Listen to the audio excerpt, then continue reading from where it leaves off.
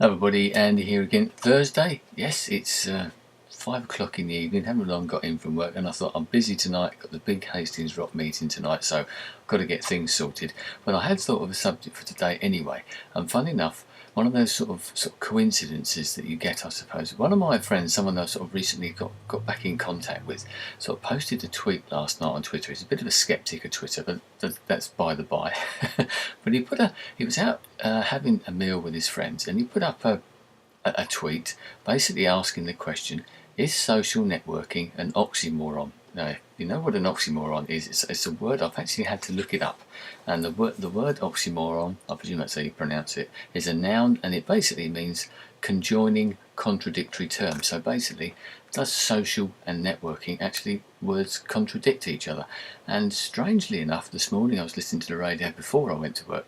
I do listen to the radio sometimes, news channel, and they were saying about a report. I think it's a psychiatrist or psychologist or something was talking about a report or a book or paper or something that he'd just written along the same sort of lines and about the sort of dangers of social networking. And he actually used that expression oxymoron to explain or to describe social networking as well. His fear is that so many people, we're living so much of our lives online now, we're getting so much more and more involved in social networking, and I'm certainly one of those people, and if you're watching this, you are probably one of those people as well. And it is taking over our lives. I've spoken about that, lots of people have spoken about that. But is it to the detriment of our real lives, if you know what I mean?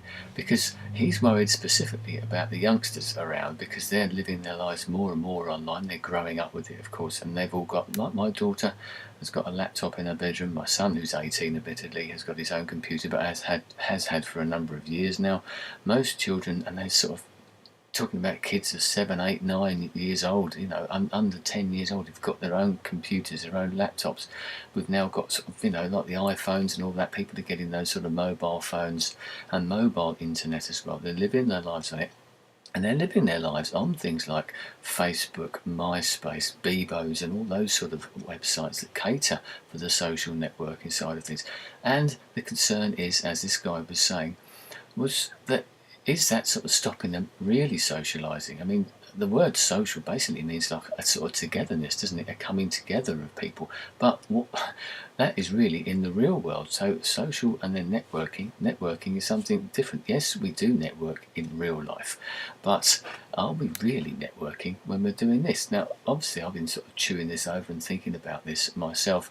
Yes, I do believe it is a bit of a contradiction in terms, but it depends on how you use it. It depends on how you go about these things. Now, I mix with people obviously every day at work, as you probably do if you're in work, or you mix with certain people throughout your life in your normal way. Now, I don't interact with those people online because I think, what is the point of me interacting with those people online? Yes, we send the odd email, usually jokes and that sort of stuff, backwards and forwards to certain people, but not all of them. I work with them. I deal with them there. Yes, some of them might turn into friendships that go somewhere else, and you can probably think of your own examples. But I see those people every single day at work for the majority of the year, sort of got 50 odd weeks a year or whatever it might be that you're actually there.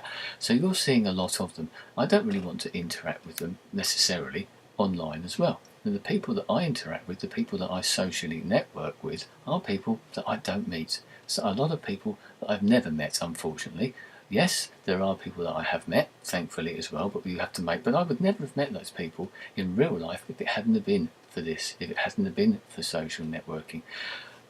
There's so much for me that I gain out of it. So that, to me, there are two sides of this. Yes, there is. I can totally understand if people, especially youngsters, and I think maybe they're more prone to it. I don't know. That's just a sort of me surmising about this. That maybe they're more prone to it. I know my daughter, for example, the sort of social networking that she does, it tends to be with the people that she's at school with, the people that she knows anyway, her friends, her group of friends. And the concern there is that if she's meeting them and talking to them online, she's not actually meeting them face to face. Yes, she might see them at school every day, but some of these are possibly people that she's known before.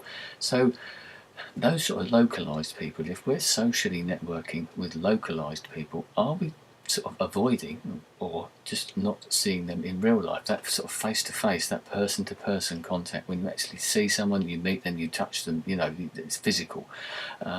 That's the sort of thing we are missing out on, and I do totally understand the sort of concerns that are there for that. But I do think that that is a bit of a minority of people. I say I could be wrong, because I'm only putting my sort of spin on it, if you want to put it that way. It's just my experiences.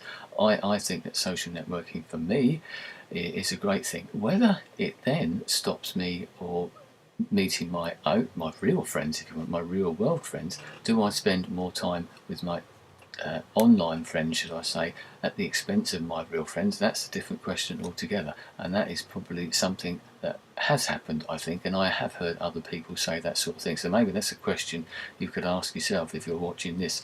Your online time with your online socially networking friends, is that actually coming away from the people that you know in real life? And is there a reason for that? Is it because you're tied to the computer? Is it because you just want to sit here, you don't want to go out? Or is it because, possibly, and this is the way that I look at it, because the people that you meet on here are the people that you want to meet? Yes, our friends are our friends because we like them. Sometimes we're thrown together, we meet each other in different ways. But on here, you can really channel those sort of things. As I said before, the friends that we have in real life, outside of work, you're generally at the same sort of age, you're generally at the same sort of crowd, the same sort of interest. On here, online, when you socially network, you can pick and choose who you want to be with, if you know what I mean. People of all different ages, and I've said this hundreds and hundreds of times, I interact on here, I socially network with so many different types of people, so many different ages, from all walks of life, from all over the world.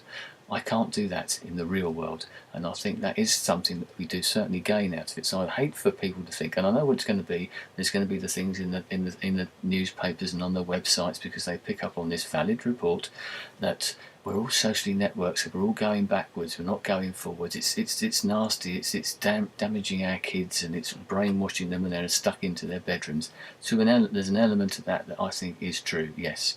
But I think, especially when it opens your eyes, especially maybe for the older people, I don't know, that it certainly enables you to do things, to meet people, in inverted commas, that you would never have met before. Very, very interesting people right across the world, and it's opening your eyes and your ears to so many different thoughts, so many different points of view. I've learned a lot, as I've said before, from different people. You probably have before as well, from different countries, and learn things about their ways of life, etc. I'd like to think that the younger people are doing that as well. Yes, there could be some dangers, and I totally accept that, but I can use it for my example. I don't think my daughter it's stopping her doing anything. Mobile phones are another thing. Are we sort of texting each other rather than meeting people? So it's not just computers. There's a whole big argument and a whole big subject here.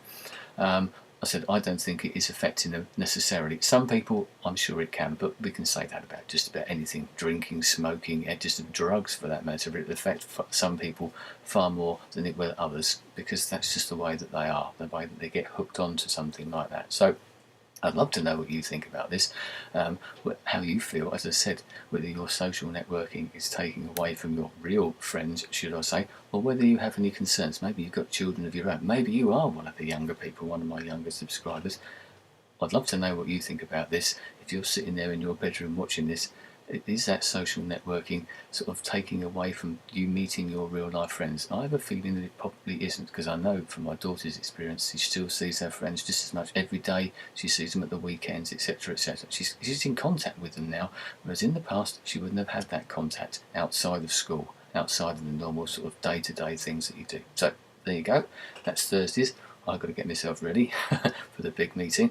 Please respond to this one. I think it's quite an interesting topic, and it'd be great to hear from other people and to hear other people's point of views on this, maybe other people's experiences, whatever your age. There you go. Anyway, I'll see you again tomorrow. Thanks for your time. I'll speak to you tomorrow. Goodbye.